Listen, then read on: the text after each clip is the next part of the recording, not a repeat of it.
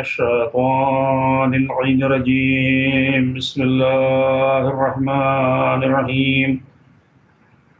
الحمد لله رب العالمين، والصلاة والسلام على أشرف الأنبياء والمرسلين، سيدنا ونبينا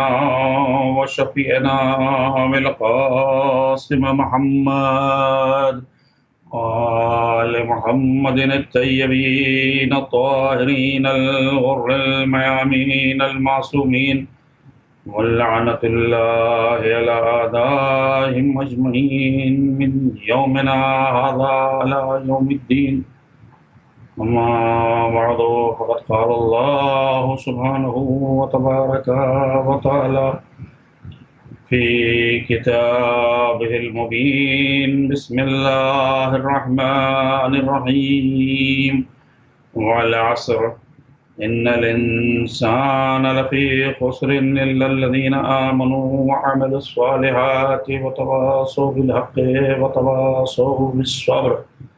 صلوات پڑھیے محمد وآل محمد پہ، اللہم صلی علی محمد وآل محمد. ایک صلوات اور پڑھیے محمد وآل محمد پہ، اللہم صلی علی محمد وآل محمد وعجل فرجهم. عزیزان گرامی، ہماری گفتگو کا سلسلہ جاری ہے اور مختلف سماجی پہلوؤں کے ساتھ ساتھ ہم اپنی اس سورہ کی ذیل میں جو گزارشات ہیں وہ آپ کی خدمت میں پیش کر رہے ہیں. یقیناً آپ کا حسن سماعت ہے اور آپ کا معیار سماعت ہے کہ جس کے قابل تو میں نہیں ہوں، اور ہمتاً اپنی کمیوں کو اور اپنی کوتاہیوں کے طرف متوجہ رہتا ہوں، لیکن بہرحال کوشش کرتا ہوں کہ کچھ ایک کسی مقصد کے تحت مجلس ہو اور وہ آپ تک میسج پہنچ جائے، پیغام پہنچ جائے، اور اس کے بعد ذکر محمد و آل محمد ہو جائے اور مسائل ہو جائے.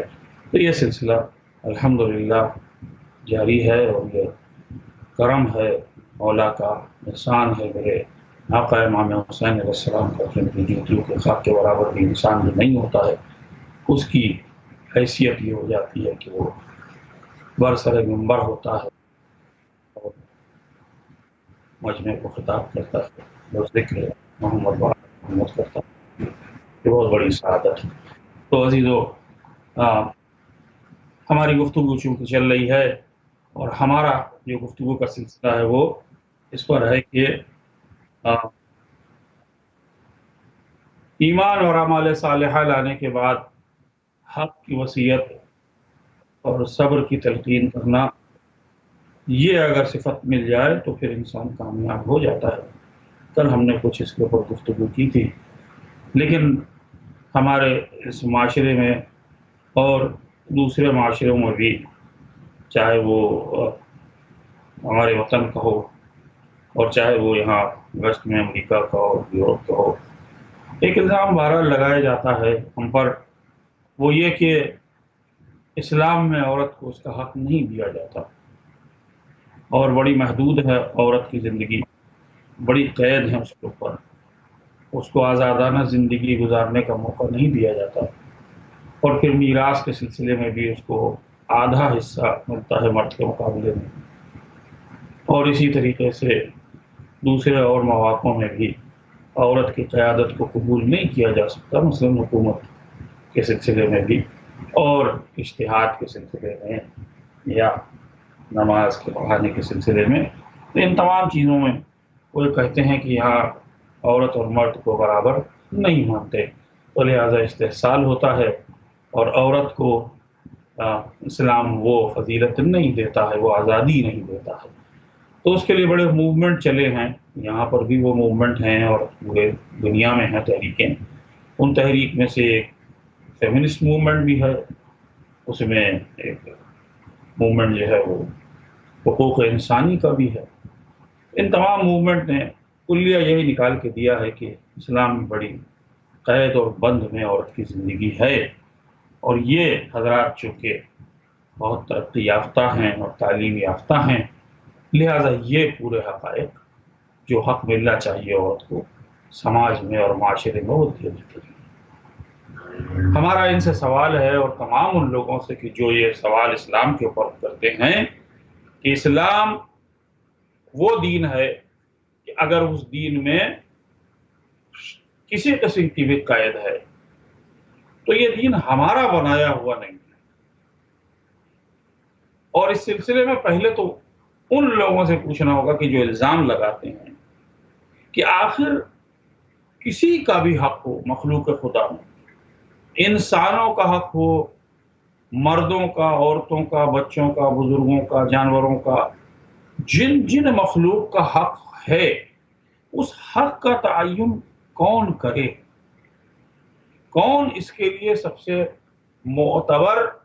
اور سب سے زیادہ کامل شخص ہوگا کہ جو ان حقوق کو پہنچا دے اور ان حقوق کو مرتب کرے؟ تو مشکل یہ ہے کہ ہم میں سے ہر ایک انسانوں کی جو اپنی کمی ہے اس کی وجہ سے، چاہے وہ تکبر ہو، چاہے وہ سہو و نسیان ہو، چاہے وہ گناہ ہوں، چاہے وہ معصیتیں ہوں، چاہے وہ غلطیاں ہوں، ان تمام چیزوں کی وجہ سے، اور آج کے معاشرے کے مقابلے میں آج سے 300 سال پہلے کا معاشرہ اور 300 سال بعد کے معاشرے کو اگر دیکھا جائے تو آج اگر قانون مرتب کیے جائیں گے تو کیا وہ قانون 300 برس پہلے والوں کے لیے بھی تھا؟ لگ سکتا ہے، یا وہی قانون 300 برس بعد والوں کے لیے بھی عائد کیا جا سکتا ہے، اس میں کوئی ترمیم کی ضرورت نہیں ہوگی۔ تو ہم اس نتیجے پر پہنچتے ہیں کہ اتنی مشکلات کے باوجود بھی اور حقوق انسانی اور حقوق نسواں کے علم بردار تمام کوشش کرنے کے بعد بھی نہ صحیح معنوں میں حقوق انسانی کو بیان کر پاتے ہیں، نہ حقوق نسواں کو بیان کر پاتے ہیں۔ الزامات لگانے کے لیے ان کے پاس کچھ بھی ہو الزام لگا سکتے ہیں، لیکن وہ کسی بھی سلسلے میں حقوق کے طے کرنے والے نہیں ہیں، کیونکہ حقوق کا طے کرنے والا وہی ہو سکتا ہے جو ان سب کا خالق اور مالک ہو۔ جس نے ان کو بنایا وہ ان کی خوبیوں سے، ان کی کمی اور کوتاہیوں سے، ان کی ضروریات سے، ان کی نفسیات سے واقف ہے، اور وہی فیصلہ کرے گا کہ ان کو کیا حق ملنا چاہیے، بجائے اس کے کہ ہم فیصلہ کریں یا ہمارے جیسا کوئی انسان فیصلہ کرے اور بعد میں اس قانون میں ترمیم پہ ترمیم لائی جائے۔ بڑا اچھے سے اچھا آئین اور قانون بنانے کے باوجود بھی مسلسل اس کے اندر ترمیم کی ضرورت پڑتی ہے، کیونکہ انسان لاکھ سوچ لینے کے بعد، فکر کر لینے کے بعد، بہتر سے بہتر قانون بنانے کے باوجود بھی کچھ دنوں کے بعد وہ قانون اس قابل نہیں ہوتا ہے کہ اس کو عائد کیا جا سکے، اس کا نشر کیا جا سکے، اجرا کیا جا سکے، تحفظ کیا جا سکے۔ تو اس لیے قانون بوسیدہ ہو جاتا ہے، قانون میں زنگ لگ جاتا ہے، قانون کو تبدیل کرنے کی ضرورت پڑتی ہے۔ اس لیے بہت زیادہ امینڈمنٹس آتے ہیں۔ یہاں امریکہ میں بھی 250 سال پرانا یہاں کا آئین ہے، اور اس میں بھی نہ جانے کتنے 21 یا 22 امینڈمنٹس آ چکے ہیں، اور ابھی مزید شاید آ جائیں گے۔ تو کہنے کا مقصد یہ ہے کہ قانون بنانے کے باوجود بھی وہ حتمی اور آخری نہیں ہوتا ہے، اور اس کے اندر ترمیم کی ضرورت پڑتی ہے۔ آج کا قانون جو بنا ہے، کیا معلوم کہ قانون جو بنے گا انسانوں نے مل کر اپنے ذہنوں کو جوڑ کر اپنی پوری تگودوں کے باوجود بنانے کے باوجود بھی یہ قانون آج کے لیے بھی درست ہے اور آنے والی صدیوں کے لیے بھی درست ہوگا۔ تو جب ہمیں معلوم نہیں ہے کہ مستقبل میں کیا ہوگا تو ہم کیا فیصلہ کر سکتے ہیں کہ آج کی صدی کیسی ہوگی اور بعد کی صدی کیسی ہوگی؟ ہمارے بچپنے میں لکھنؤ میں ہم چونکہ ایک عالم جلیل کے خاندان سے تعلق رکھتے ہیں، تو بچپنے میں جو مجالس ہمارے محلے کی مستورات کی ہوتی تھی اس میں ڈولی آتی تھی، اور ہمارے گھر کی مستورات اور دوسرے گھروں کی مستورات ڈولی سے ایک ڈولی میں بیٹھ کے پردہ گرایا جاتا تھا اور ایک گھر سے دوسرے گھر پہنچایا جاتا تھا۔ یہ بھی اتنے زیادہ طولانی وقت کی بات نہیں ہے، لیکن وقت میں کتنی تبدیلی آ گئی کہ آج نہ وہ ڈولی ہے، نہ کہان ہے، اور نہ وہ رہائش ہے، اور نہ وہ طریقہ ہے۔ بدل گئی ہے پوری دنیا، اور جہاں وہ ہیں جو اس علاقے میں، اس جگہ پر، اس قدیم لکھنؤ میں رہتے تھے، اور بہت سے ایسے افراد تھے اور ابھی بھی ہیں ماشاءاللہ الحمدللہ، لیکن اب وہ وہی 40 سال، 50 سال، 30 سال، 20 سال پہلے والے روش کو اختیار نہیں کر سکتے۔ پچھلے 20 سال میں دنیا میں اتنی زیادہ ترقی ہو گئی ہے انفارمیشن ٹیکنالوجی اور دوسری چیزوں کی کہ اس ترقی کے پیش نظر اگر قانون صحیح نہیں بنا ہے تو قانون خود ایک مصیبت بن جاتا ہے۔ آج دنیا میں ڈیٹا کلیکشن بہت بڑا قانون شکن بھی ہے اور قانون کا تحفظ کا چیلنج بھی ہے۔ یہ ایک مشکل بہرحال ہے کہ جس کو انسان ابھی اس گتھی کو سلجھا نہیں سکا ہے۔ تو اگر یہی گتھی دنیا والی نے سلجھ سکی ہے تو بتائیے کہ کسی ایک اللہ کی مخلوق عظیم کے لیے کہا جائے کہ ہم اس کو حقوق دے دیں گے، اور دین الہی دین خدا نہیں دے سکا ہے اور یہ دے دیں گے۔ وہ خدا کہ جس نے انسان کو کچھ نہ تھا، لیسا کمثلہ شیء نے انسان کی حیثیت کیا تھی کہ اس کا کوئی تذکرے کے قابل نہیں تھا، انسان کی کوئی حیثیت نہیں تھی، مگر اس نے انسان کو خلق کر کے اس منزل پر پہنچایا۔ وہ انسان کے نفس سے، اس کے عرض عام سے، اس کے طول سے، اس کی گفتگو سے، اس کی حیت سے، اس کی فطرت سے، اس کے صنف سے، اس کی ذات سے، اس کے اول سے، اس کے آخر سے، اس کی روح سے، اس کے مادے سے، ہر چیز سے واقف ہے، کیونکہ وہی اس کا صانع ہے، اس کا موجد ہے، اس کا بنانے والا۔ تو اب ہر عضو کو اور ہر جہت کو جتنی ضرورت ہوگی وہی حق اس کو دیا جائے گا۔ اللہ عدل اور انصاف کے تحت حق دیتا ہے، تو اس نے جو حقوق دے دیے ہیں وہی حقوق عظیم ہیں، اور وہی حقوق حرف آخر ہے، اور وہی سب سے بہتر ہے اور سب سے زیادہ اطمینان دینے والا ہے، کیونکہ نہ وہ اس دنیا میں ظلم کرنے والا ہے کہ کسی کے حق کو سلب کر لے، اور نہ آخرت میں وہ معاذ اللہ ظلم کرنے والا ہے کہ کسی کے حق کو سلب کر لے۔ لہٰذا اس کا قانون اس دنیا میں بھی، قانون جو خدا کا ہے وہ بالکل درست بعین فطرت ہے اور حقیقت ہے، اور یہی قانون اس کا آخرت کے لیے بھی اگر دے دیا جائے تو وہی کیفیت ہو جائے گی۔ تو اس لیے اس نے جو حقوق عورتوں کو دیے ہیں، جو حقوق مردوں کو دیے ہیں، جو حقوق والدین کو دیے ہیں، جو حقوق اولاد کو دیے ہیں، وہ سارے کے سارے حقوق اللہ نے اپنے علم و فضل کے تحت، اپنی تدبیر کے تحت اور حکمت کے تحت دیے ہیں، اور یہی حق ہے اور یہی درست ہے۔ اب اس کے آرگومنٹ میں اس کے خلاف اگر کوئی کہے یہ آج کی عورت کے لیے بڑا مشکل ہے، تو میں جواب دوں گا کہ عورت کے لیے ہمیشہ مشکل تھا، اور عورت کے لیے ہمیشہ اسلام نے آسان کیا ہے۔ اس زمانے کی ایک عورت تھی کہ جس کے لیے سوچ بھی نہیں سکتا تھا کوئی ودو عرب، جن کو نہ اٹھنے بیٹھنے کی تمیز تھی، جن کو نہ گفتگو کرنے کی تمیز تھی، جن کی محفلیں اور جن کی باتیں اور جن کی گفتگو ایسی تھی کہ مزہ کا خیز ہے۔ آج کے عرب کو جا کے دیکھ لیجیے، آپ کو اندازہ ہو جائے گا کہ 1400 سال پہلے یہ کہاں تھی۔ ان کے درمیان ایک ایسی طیب و طاہر معظمہ ہو کہ جس نے نہ کبھی بت پرستی کی ہو، نہ جس نے کبھی دین کے خلاف کوئی کام کیا ہو، جو خود بنی ہاشم کی اس شاخ سے کہ جس میں ولی پیدا ہوتے تھے، جس میں وصی پیدا ہوتے تھے، ان میں سے ایک تھی، اور اس کا رشتہ پیغمبر اکرم صلی اللہ علیہ وآلہ وسلم سے ہوا۔ امام حسین علیہ السلام کی زیارت میں ہم کہتے ہیں کہ آپ پاک ارحام اور پاک اسلاب سے ہم تک پہنچے ہیں۔ اگر قدرت نے اہتمام کیا ہے پیغمبر کے لیے رشتے کا، تو پاک ارحام اور پاک اسلاب کا خیال رکھا ہوگا۔ بس ایسی ہی وہ معظمہ کہ جس نے دین اسلام کے لیے اپنی قربانی کو پیش کیا، اور اگر وہ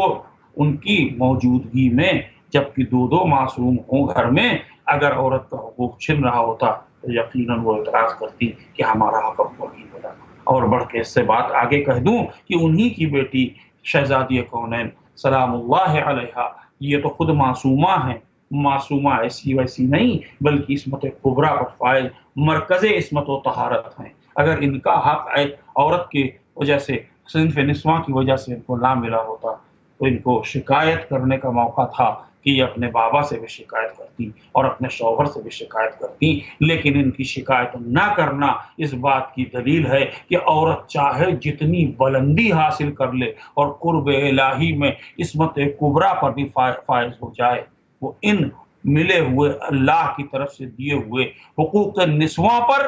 مطمئن ہے، اور یہی حقیقی وہ حقوق ہیں کہ جو سب کو ملنے چاہیے، ہر عورت کو ملنے چاہیے۔ البتہ ایک امتیاز ضرور ہے، اور وہ امتیاز یہ کہ یہ نبی کی بیٹی ہیں، اور عام نبی کی بیٹی نہیں ہیں، نبی اکرم صلی اللہ علیہ وآلہ وسلم افضل الانبیاء کی بیٹی ہیں، سیدۃ النساء العالمین ہیں، تو ان کے لیے ان کی منزلت اور ان کی کیفیت الگ ہے، لیکن حق کے معاملے میں ان کا حق برابر ہے، وہی حق ہے جو اللہ کی طرف سے دیا گیا ہے۔ بس اگر یہ نقطہ لوگوں کے ذہن میں آ گیا ہے تو اب آپ سمجھ لیجئے کہ یہ قربانیاں جو دی گئی ہیں، چاہے وہ جناب خدیجہ کی ہو اور چاہے جناب ابو طالب کی ہو، 3 برس تک شیب ابو طالب میں زندگی گزارنا کوئی آسان کام نہیں تھا، کہ جہاں عرب کی تپش ہو اور جہاں کھانے کے لیے کچھ نہ ہو اور جہاں درخت کے پتے کھائے جا رہے ہوں، جہاں چاروں طرف سے دشمن ہو، شکور کا حملہ ہو، حفاظت کو کوئی انتظام نہ ہو، پورے زمانے نے ان کو بائیکاٹ کر دیا ہو اور ان کا کوئی مددگار اور ناصر نہ ہو، ایسی کیفیت میں اگر جناب خدیجہ کا مال لٹایا جا رہا ہے اور لوگوں کا پیٹ بھرا جا رہا ہے اور بنی ہاشم کے قبیلے کی حفاظت کی جا رہی ہے، تو مجھے کہنے دیجئے کہ اس وقت جو کام آیا ہے بس وہی دین کے کام آیا ہے اور کوئی نہیں آیا ہے۔ کہنے کے لیے تو سبھی بڑے بڑے دوست تھے اور بڑے بہترین قسم کے پیسے والے لوگ تھے، بزرگ ہستیاں تھیں، لیکن ان میں سے کسی کا نام نہیں ملتا کہ شیب ابی طالب میں انہوں نے آ کر کسی طریقے سے مدد کی ہو، تو جو اس وقت رسول کا نہ ہوا اور بعد میں رسول کا کیا ہو سکتا ہے۔ اس لیے اس موقع پر بھی کام جو آئی ہے وہ ایک وہی معظمہ، وہی طیبہ طاہرہ جو صدیقہ طاہرہ کی والدہ ہیں جناب خدیجہ الکبریٰ سلام اللہ علیہا، انہوں نے خدمت کی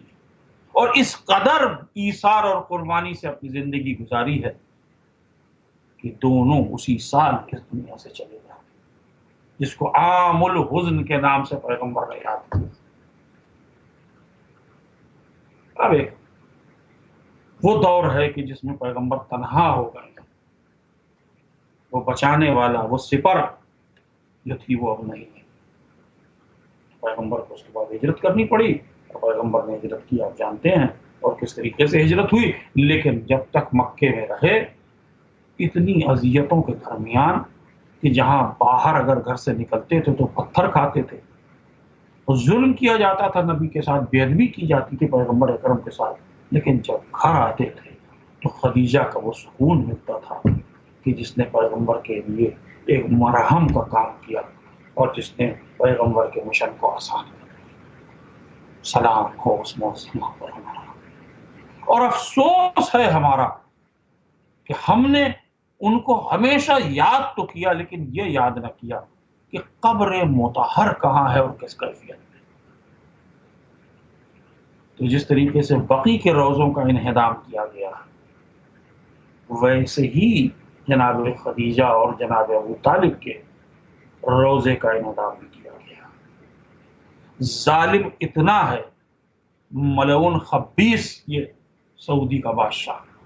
خدا کی لعنت ہو اس پر اور اس کے معاونین کے اوپر،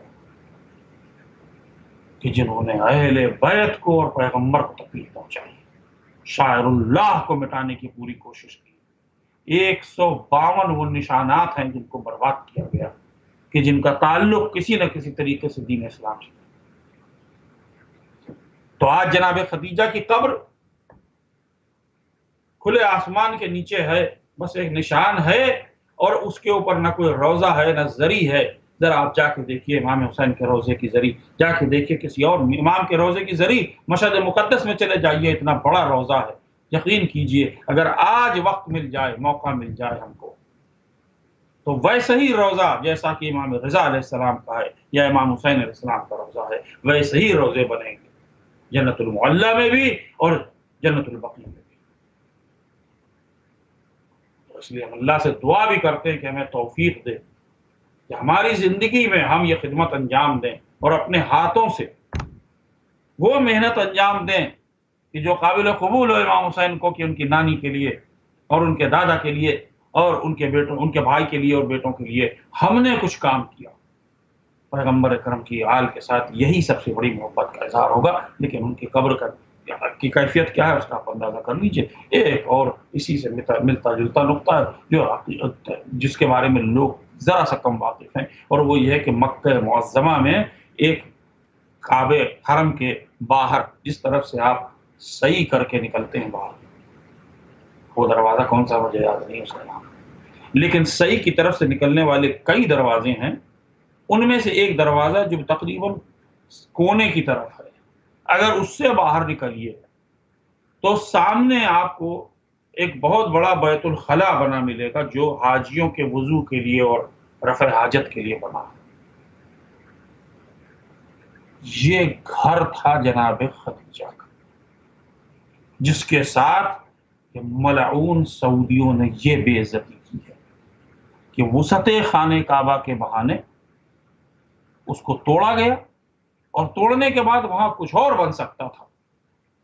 لیکن یہ کبھی حرکت صرف انہی سے امید کی جا سکتی ہے، ان خبیثوں سے، کہ جنہوں نے بنایا، خدا کی ان کے اوپر لعنت ہو اور ان کا شیرازہ بکھر کے رہ جائے، مگر انہوں نے بنایا۔ لوگ جو وہاں موجود تھے ان کا کہنا یہ ہے کہ جس وقت جناب خدیجہ کے گھر کو توڑا جا رہا تھا، اب یہ نہیں معلوم ہے مجھے کہ شاید 30 سال یا 35 سال 40 سال پہلے کی بات ہے، جب اس کو توڑا جا رہا تھا اس زمین کو، کہ اس علاقے کو، اور وہاں بازار سا تھا، اس توڑنے میں مکان کے جہاں اس کے ملبے کو نکالا جا رہا تھا تو پوری زمین سے خوشبو آ رہی تھی۔ کیوں نہ آئے خوشبو اس کے گھر سے جس نے پورے اسلام کو اپنی محبت کی خوشبو سے بسا رکھا۔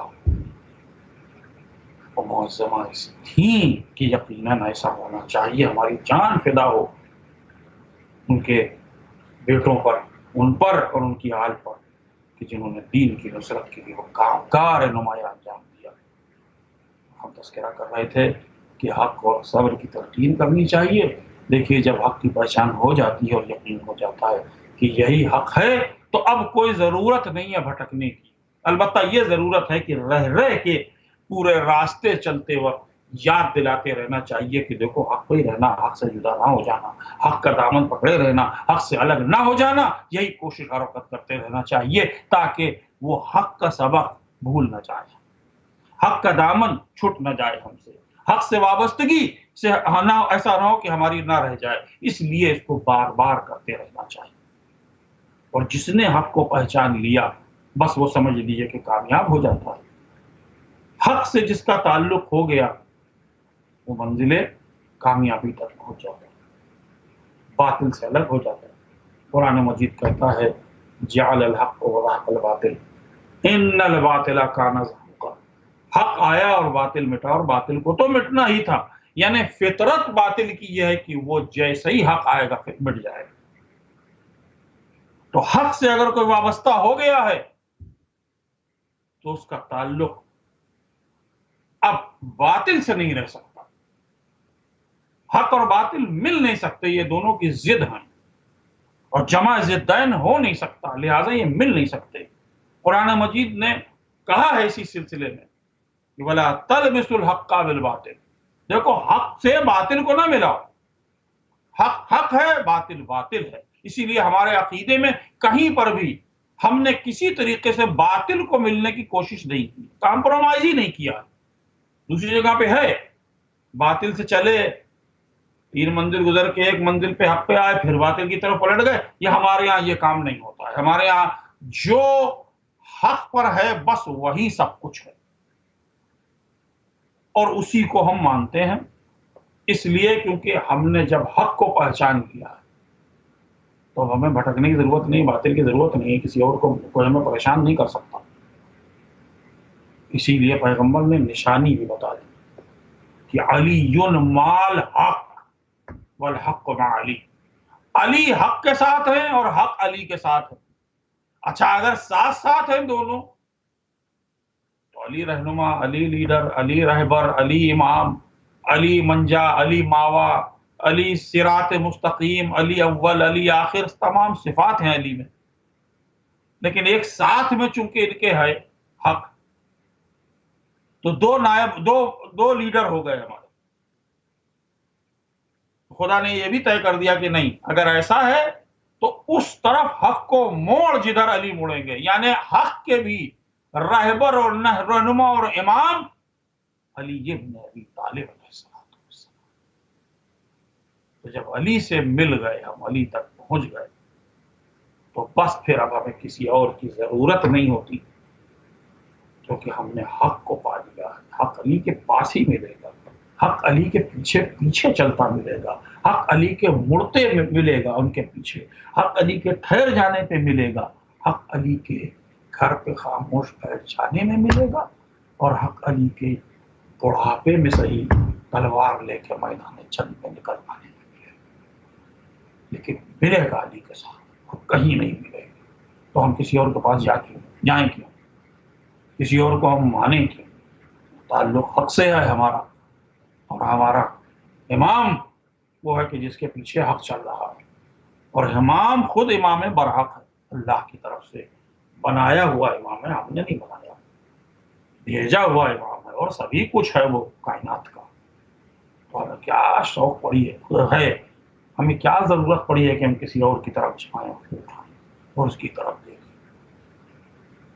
علی کی ہاں آ کر ساری حاجتیں پوری ہو جاتی ہیں، حق کو ہم نے پہچان لیا۔ تو اب اگر کہا جائے کہ وتواصوا بالحق، حق کی وصیت کرتے رہنا، وتواصوا بالصبر، اور صبر کی وصیت کرتے رہنا، تو میں کہتا ہوں کہ یہی تو کل کامیابی کا راز ہے کہ انسان ایمان لائے، اعمال صالحہ کو بجا لاتا رہے، ساتھ ساتھ حق کے بارے میں اور صبر کے بارے میں تلقین کرنا۔ کربلا میں یہی ہم نے دیکھا کہ وہاں حق کی بھی تلقین ہو رہی تھی اور صبر کی بھی تلقین ہو رہی تھی۔ صحابی ہے امام کا، دو صحابی ہیں۔ امام نماز ظہر پڑھنا چاہتے ہیں، اللہ اکبر، جس کے گھر میں نماز قائم کی گئی ہو، جو اقیم الصلاۃ کا مصداق ہو، جس نے پوری کائنات کو نماز سکھائی ہو، ملائکہ سے لے کر انبیاء تک سب نے نماز تو ان سے سیکھی۔ آج یہ اگر نماز پڑھنا چاہ رہے ہیں تو مہلت نہیں دی جائے، اللہ اکبر۔ لیکن حسین نے نماز پڑھی، ایسے پڑھی کہ دو حسین کے چاہنے والے تھے کہ جو آگے کھڑے ہو گئے، صفیں آراستہ ہوئی، نماز خوف پڑھی گئی، امام نے نماز کو ادا کیا، ادھر امام کی نماز ختم ہوئی تھی کہ وہ دونوں صحابی گر پڑے زمین پر، تیروں کی بوچھار ایسی تھی کہ وہ تیروں سے زخمی ہو کر گر گئے، لیکن گرتے وقت حسین ان کے قریب پہنچے، نماز ختم کر چکے تھے، پوچھا اے سعید تم نے تو واقعی حق ادا کر دیا۔ پلٹ کے پوچھتے ہیں اوفائی تو یبنا رسول اللہ، اے یبنا رسول اللہ کیا ہم نے وفا واقعی کر لی؟ کہا ہاں یقیناً تم نے وفا کی۔ اب حبیب آگے بڑھتے ہیں، حبیب آگے بڑھ کے کہتے ہیں اے سعید مجھے معلوم ہے کہ ابھی تم جا رہے ہو، تھوڑی دیر کے بعد ہم تمہارے پیچھے آ رہے ہیں، لیکن اگر کوئی وصیت ایسی ہو، مجھے معلوم ہوتا کہ میری زندگی طولانی ہوتی تو تم سے وصیت سنتا، لیکن اگر کوئی وصیت ہو تو بتا دو۔ بس آخری لمحات ہیں، چاہنے والا ایسا ہے کہ حبیب کے گریبان کو پکڑ کے قریب کیا تاکہ حبیب سن لے، اور اس کے بعد پھر کان میں جب بات کہتے ہیں، حسین ابن علی کی طرف اشارہ کرتے ہیں، مولا کی طرف اشارہ کر کے کہتے ہیں اوسی کا بہذا الغریب، ارے میں تجھے وصیت کرتا ہوں کہ میرے اس غریب امام کا خیال رکھنا، میں کہوں گا ارے تمہارے یہ ارمان یقیناً پورے کر دیے، لیکن تب تک جب تک حبیب زندہ رہے، جب حبیب بھی شہید ہو گئے تو اب کوئی نہیں ہے۔ حسین خیمے سے نکل کے اب کبھی دائیں طرف دیکھتے ہیں، بائیں طرف دیکھتے ہیں، اللہ نے حسین کی تنہائی، ارے کوئی مددگار نہیں، کون ہے جو سوار کرے؟ بہن خیمے سے نکلی، اے بھیا میں آپ کو سوار کر دیتی ہوں، الا لعنت اللہ علی قوم الظالمین، وسيعلم الذين ظلموا أي منقلب ينقلبون إنا لله وإنا إليه راجعون۔ پروردگار عالم آج ان ایام میں خاص کر کے روز وفات جناب خدیجۃ الکبریٰ ہمارے تمام گناہان کبیرہ صغیرہ غلطیوں معصیتوں کو معاف کر، پروردگار ہمارے بزرگوں کے، ہمارے عزیز و اقارب تمام مرحومین کی تمام غلطیوں کو معاف کر۔ خدایا اس مصیبت کے عالم میں جبکہ پوری دنیا بحران میں ہے، محبان اہل بیت اور محبان محمد و آل محمد اور شیعان محمد و آل محمد دنیا میں جہاں بھی ہوں، ان کی جان، مال، عزت، آبرو کی وبا اور تمام وباؤں سے حفاظت فرما۔ ہم سب کو نیک اعمال کی توفیق عطا فرما، قلعہ ولائے محمد و آل محمد میں جگہ عطا فرما، مقامات مقدسہ کی حفاظت فرما، لوگوں کے رزق اور مال اور جان سب کی حفاظت فرما۔ ایسے موقع میں ان کے بے روزگار چھٹنے ہونے کا یا ان کے تجارت کے اوپر اثر پڑنے کا اثر ہونے والا ہے، خدایا اس سے ان کو محفوظ کر لے، ان کی روزی روٹی کو برقرار رکھ اور تمام نیک اعمال کی توفیق عطا فرما۔ ربنا تقبل منا انك انت السميع العليم، اللهم صل على محمد وآل محمد۔